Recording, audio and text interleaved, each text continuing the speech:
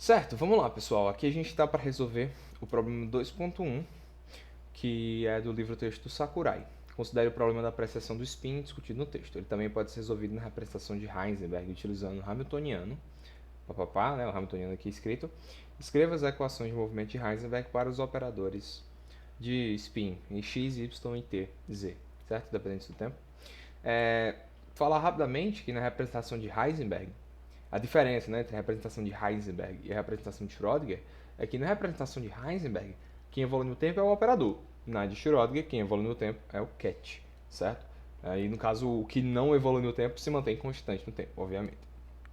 Para a gente resolver isso aqui, a gente basicamente precisa calcular, obviamente, deixa eu apagar isso aqui sem querer, as derivadas temporais. E a gente lembra que a equação de Heisenberg é essa, né? Ó, dAh dt é o comutador desse operador com o Hamiltoniano. Isso tudo, claro, dividido por I, H cortado, certo?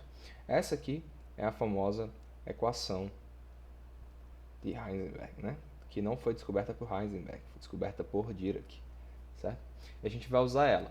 E aí eu vou dizer que isso aqui é minha letra A, isso aqui é minha letra B, isso aqui é minha letra C, certo? Basicamente, o que eu vou resolver são letras A, B e C.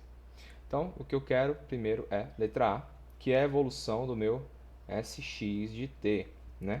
E a gente sabe, né, que aquele comutador, ele é o comutador na representação de Heisenberg, né? O comutador lá do operador na representação de Heisenberg com Hamiltoniano. Mas, por questão, você consegue demonstrar, até no livro texto ele fala, que eu posso, no caso, considerar o comutador, né, na representação de Schrödinger e depois fazer o resultado desse computador evoluir no tempo, né, aplicando os operadores de evolução temporal, que eu não vou estar usando aqui. Então, de grosso modo, eu posso calcular o comutador do operador com Hamiltoniano considerando a representação de Schrödinger, já que a gente sabe que o meu S de zero, né, meu Sx de zero, o meu operador no tempo igual a zero é simplesmente o operador na representação de Schrödinger, certo? Então, e ele, obviamente, ele não depende do tempo, porque na representação de Schrödinger operadores não dependem do tempo, certo? Então, o que eu preciso fazer para encontrar Sx de t é o quê? Primeiro, eu preciso calcular Sx, não dependendo do tempo, né? Sx e Hamiltoniano. Esse comutadorzinho aqui. Uma vez calculado, fica fácil. Bom, a gente sabe que o nosso Hamiltoniano, né, eu vou colocar aqui, ele é ômega Sz.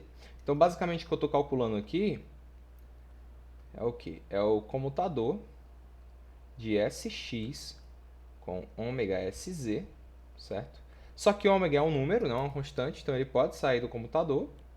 Então, eu estou calculando o comutador dos operadores de spin Sx e Sz, certo? Só que a gente sabe que a gente tem uma relação de comutação bem definida para os operadores de spin.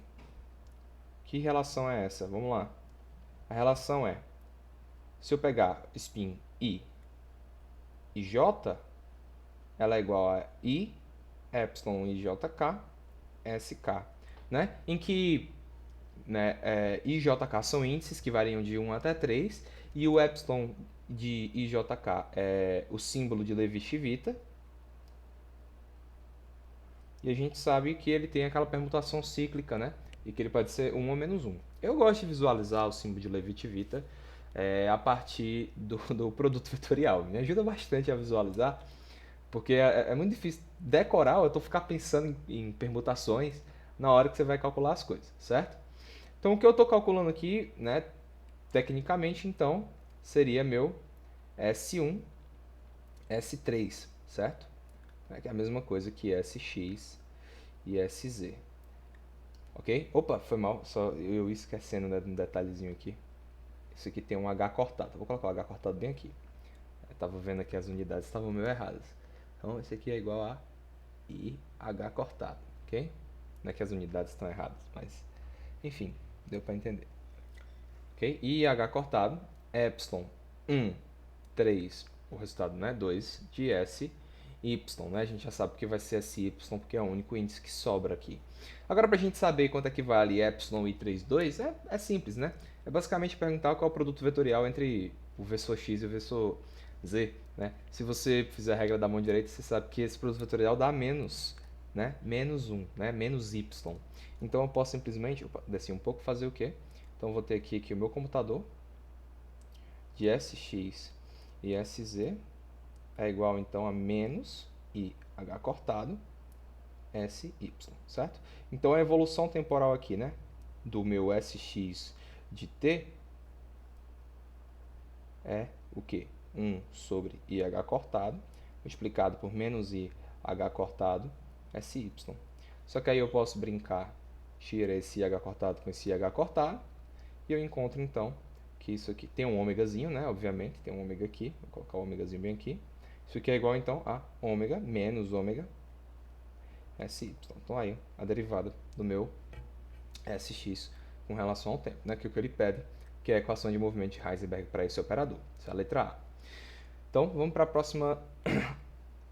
próximo operador, que é o meu sy, né? Para fazer isso eu vou fazer dsy dt, que vai ser 1 sobre ih cortado sy hamiltoniano, só que o meu hamiltoniano, mais uma vez, é ômega sz. Então, no fim, isso aqui fica ômega sobre h cortado sy sz, certo? E aí a gente usa mais uma vez a lógica, né? Isso aqui, vou colocar em vermelho, ih cortado é 2, 3, 1 sx. Só que eu preciso saber quanto é que é meu 231, né? Meu epsilon 231. Aí a gente faz o produto vetorial do vetor y com o vetor z. Eu estou tentando visualizar aqui com a regra da mão direita, e ele dá mais x. Então, isso aqui vai ser igual a, simplesmente, né, ômega sobre ih cortado, aí ih cortado sx, né, positivo. Então, novamente, isso aqui é simplesmente ômega sx. Então, tá aí a equação de Heisenberg para sy. Agora, facilmente, eu consigo fazer a equação de Heisenberg para sz. Então, vamos lá. Vai ser dsz. Essa aqui vai ser fácil. dt, que é igual a 1 sobre ih cortado, sz, h. Só que meu h é ômega sz, então fica ômega sobre ih cortado, sz, sz. Então, tem um comutador de um operador com ele mesmo, e a gente sabe que ele é zero. Então, basicamente, eu estou te dizendo que meu operador sz não evolui com o tempo, porque ele comuta com o hamiltoniano, e o hamiltoniano, então, obrigatoriamente, não vai evoluir no tempo, porque o hamiltoniano depende diretamente de sz. Ótimo, ótimo, ótimo, ótimo. Então, fizemos aqui A, B e C. Agora a gente volta lá para o começo e vê que ele quer que eu resolva as equações para obter sx, sy, sz como funções no tempo. Então, ele quer o operador em si como função no tempo, certo? Vamos chamar isso de letra D. A letra D, eu quero as equações explícitas para sx de t, sy de t e sz de t, né? A gente já pode descartar sz de t, porque sz vai ser simplesmente sz. Então, eu nem vou resolver para sz de t, já que sz não evolui no tempo, sz é constante no tempo. Bom, para sx, né, d.1, deixa eu chamar assim, sx de t, a gente tinha o seguinte, a derivada de sx no tempo era menos ômega sy, né? A gente não tem como resolver isso aqui de forma simples, concorda comigo? Por quê? Porque não dá, né? Não dá para resolver isso aqui assim, não fica tão claro, porque eu tenho uma derivada em sx e aí aqui dentro eu tenho um sy. Mas eu posso contornar esse problema lembrando que a derivada de sy no tempo é simplesmente igual a ômega sx. Então, se eu derivar toda essa equação no tempo novamente, ou seja, fizer a derivada no tempo do lado esquerdo. Isso aqui está na representação de Heisenberg, tá? Eu estou suprimindo isso, mas fica subentendido porque na representação de Schrödinger, operadores não evoluem no tempo. Isso aqui fica menos ômega, é uma constante, d, sy, dt. Bom, isso aqui é simplesmente a derivada segunda, certo? O lado esquerdo é a derivada segunda de sx no tempo. Isso é menos ômega vezes a derivada de sy no tempo, que é ômega sx. Então, eu posso simplesmente simplificar essa equação para o seguinte: d2sx dt2. Passo esse cara para cá somando, fica mais ômega 2 sx de t. Isso aqui igual a zero. A gente conhece essa equação como a equação do oscilador harmônico e ela é muito simples de ser resolvida, né? Ela é devera simples de ser resolvida. A equação, então, é simplesmente sx de t, deve ser alguma constante, seno de ômega t, mais alguma outra constante, cosseno de ômega t. Então tá aí sx como função no tempo, certo? Agora, para sy, a gente já sabe como é que é a derivada, ok? Sy de t, a gente resolve da seguinte maneira. Bom, a gente sabe que a derivada de sy com relação ao tempo é ômega sx. Aí eu vou fazer o mesmo processo, eu vou derivar de novo. Eu vou ter d2 sy dt2 igual a ômega d sy dt, perdão, sx, né? Aqui é sx.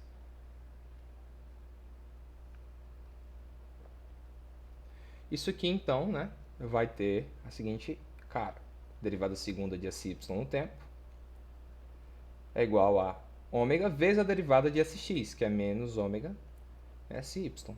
Então, isso aqui me entrega exatamente a mesma equação, que é a equação do oscilador harmônico, certo? Então, a gente pode dizer que sy evolui no tempo de mesma maneira. Eu vou colocar constantes diferentes, porque eu não sei se são iguais. Mas está aí a equação de evolução no tempo para sx e sy. Espero que tenha ficado compreendido o que eu fiz aqui. E valeu aí a quem assistiu.